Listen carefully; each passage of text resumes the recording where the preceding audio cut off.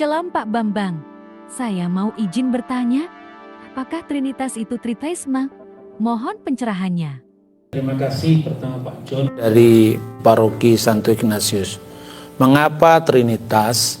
Apakah itu bermakna Tuhan itu tiga? Ini memang kesalahpahaman yang sudah begitu begitu parah lah istilahnya itu. Maka sebetulnya untuk menembus itu ya dengan dialog. Salah satu yang Bapak sampaikan itu rumusan yang menurut saya cukup sederhana, meskipun tentu tidak berhenti sampai di situ, ya.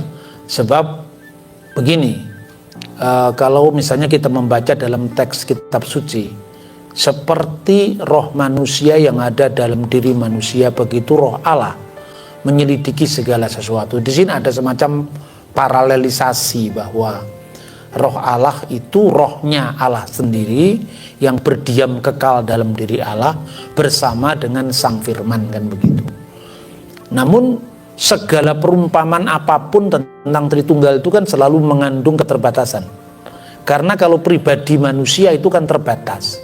Jadi misalnya antara kita, ya wujud kita dengan roh kita, dengan pikiran kita kan tidak bisa berkomunikasi. Karena apa? Karena itulah manusia kesepian. Tapi antara Bapa, Putra dan Roh Kudus, Allah, firman-Nya dan rohnya itu bisa berkomunikasi. Itu yang namanya perikoresis, saling mendiami satu sama lain.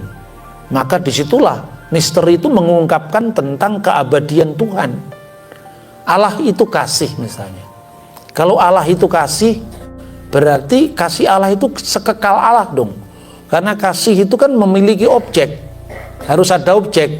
Ada yang masih, ada kasih, dan ada yang dikasih.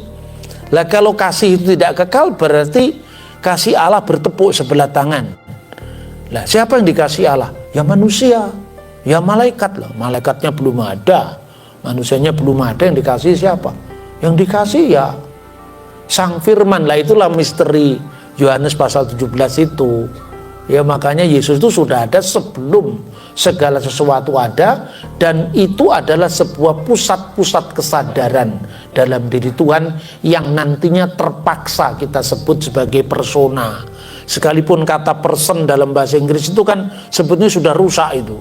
Ketika Sigmund Freud menemukan teori psikoanalisa itu kan akhirnya yang dulunya dimaknai sebagai pusat kesadaran secara metafisik, ya, metaphysical personality menjadi psychological personality.